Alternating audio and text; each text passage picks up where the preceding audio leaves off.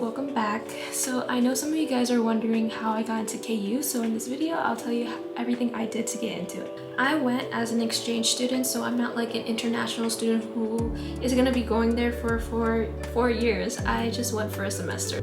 First things first, I went through a provider called ISA. If you guys aren't familiar with providers, they're kind of like the middlemen that link you between me and the university. So there's a lot of providers out there that can help you with your study abroad trip, but basically they do some of the work for you, so that way you don't have to. They might do things like translate documents or send your transcript or help you with visa. If you see me looking here, it's because my laptop was here. So if you search in ISA, you'll see ISA Study Abroad. You just click on this link, and then I did find a program, a destination, Asia, South Korea, and then Seoul. As you can see here, there's a couple of different ones you can choose from, but I specifically chose the STEM, social sciences, and liberal arts. So in the program overview, as you can see, it tells you the term, the dates, program length, application deadline, and forms and deadline document, as well as the minimum GPA, which is only a 2.5. The date starts February 2nd, which actually does include quarantine. And I spoke to one of my friends who's doing this program right now, and she told me that the cost that you see here is taking into account quarantine as well, because you do have to pay for quarantine. Specifically, when I went, I was in a hotel. As far as what's included, there's a whole bunch of things that you don't have to do. Airport reception, visa support, housing, excursions, cultural activities, etc. Academics is very important because this shows you the classes that will be available during the time that you're there. As you can see here, you can filter it. I'm business and economics. So when I click on that, I can see what kind of classes are available. So if you just click on, for example, corporate finance, you'll see course description as well as the required materials. As for support and funding, you can use financial aid. ISA also offers a lot of scholarships.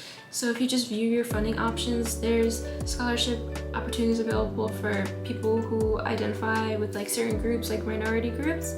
As for housing, there's basically 3 main types that you can get. So you have dorms, you have goshitels, and then you have independent housing. I can tell you experiences about all 3, not from me, but from my friends as well. I chose to be in a dorm, and you'll have the choice of either CJ International House or the Anam Global House. And the first year I went to KU, I was in CJ International, and that one's a little bit older. The dorms, I will say there was a lot of rules, honestly. I can maybe get into it in another video if you're interested to hear about my experience living at the dorms and being at KU. This video is just specifically dedicated to how I got in and the application process. So CJ International was a suite style, so you walked in and then there was a bathroom, and then in the mini hallway you had 3 rooms. So it was a double, and then a single. So basically 5 people to the 1 communal bathroom. The Anam ones, they just renovated. It is super new. It was beautiful. As you can see in my dorm tour, they had huge windows from floor to ceiling. It's not suite style, it's just each dorm has a double. Just 2 people share the living space with a desk, like the bathroom, the sink, and the toilet, and they're all like in their separate rooms. Out of these 3, like dorms, goshtel, independent housing, which 3 you want, I would definitely recommend dorms just because it's a great opportunity for you to kind of get out of your shell and meet new people. With the goshtel is like typically a very small like housing, and you really don't have much room. You kind of open your door and then the bed is there. Like my friends that went to the goshtel, they opened it and they said their door was basically almost hitting the bed. It's really tiny. Also, it is off campus. So the last housing option would be independent housing. So my friend, he chose independent housing, and KU is located in Anam, but he decided to live in Itaewon. Our classes were online, so I guess it didn't really matter where you live. The difference, a huge difference between Anam and CJ is that CJ, each floor is all women. They have 2 mini kitchens on each floor, so each floor has at least 2 kitchens, but Anam has just 1 kitchen dedicated to everyone in the entire building. Sometimes you would go in and there would be like no stoves available, so that was kind of hard to deal with, but because we all shared this dining space, we all got to talk to each other. I met so many people through the kitchen. Actually, I met my best friend at the kitchen that I still talk to today. So the semester we went to Latte World and Temple Stay, but when I'm looking on the website now, it says DMZ, cooking class, Busan, temple stay, and then a K-drama set experience. So now I'm gonna get into the application materials. Because I've already signed up with ISA, this is all available to me, but you won't get a student portal until you apply for the program. So the program overview just tells you the program details. So the session I went on, the location, which was Seoul, Korea, the date of the program, which was February 7th to June 21st. Keep in mind though that although it says June 21st, I was there for a longer period of time because that's just when like classes end. That's just the last day of classes and the last day that you're allowed to be in the dorm. But if you get like an Airbnb after that with your friends, you can stay there as long as your alien registration card says so. Okay, so this is the application materials. We have the KU Certificate of Health. It's just health documents by you and your doctor saying that you're okay to go. The credit verification is just, it's you and your advisor basically saying like, okay, like I'm okay to go. And then the letter of intent is why you want to go.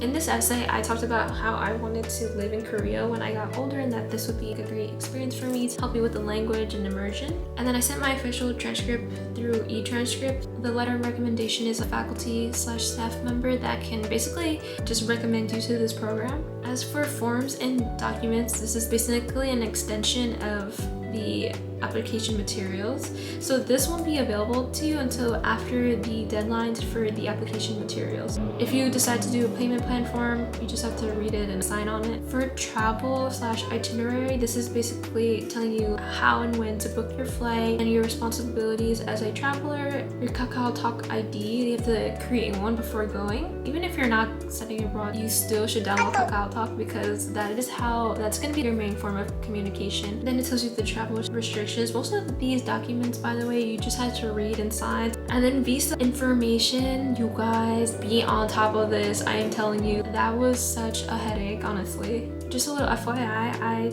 went on a D2 visa because I'm a student. I went more than 90 days and everyone is gonna have a little bit of a different experience just because I had to mail mine in because of COVID.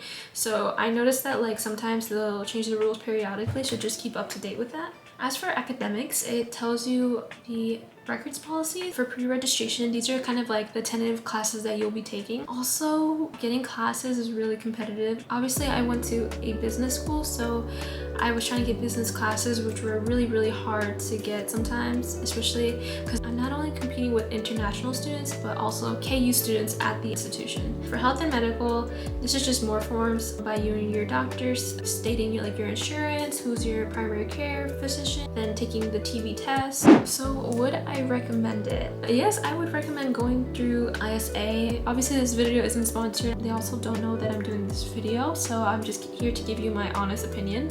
I don't know if I would be able to figure this out if it was just me helping myself.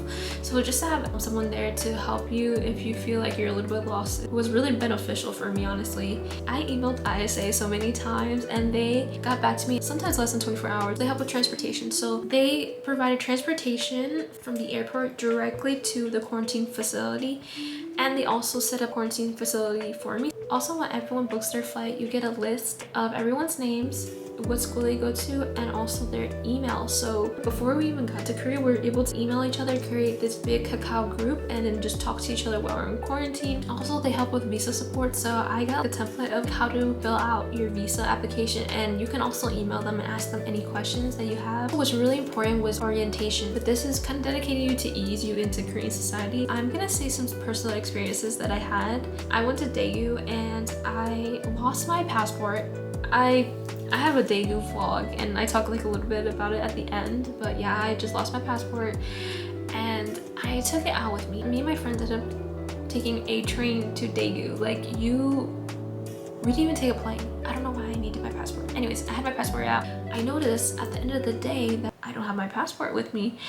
I contacted the on-site staff and I was like, hey, it's my passport, I have no idea what to do. And then she was like, you have to report it's stolen, and then you have to go on this website to get another passport, and you have to make an appointment with the US Embassy, and she sent me the website. But as I said, I had to file a police report, and the police people don't speak English. So basically she came with me and we went all the way to the police station. She basically translated the whole thing for me, gave me this form, told me me what this form meant and where I needed to sign, and she was just like my translator for me that day. But yeah, that's pretty much it. I hope you found this really useful. If you have any more questions, let me know. And if you want to see a dedicated video to my experience at KU, I'll be more than happy to talk about it, you know? So yeah, bye.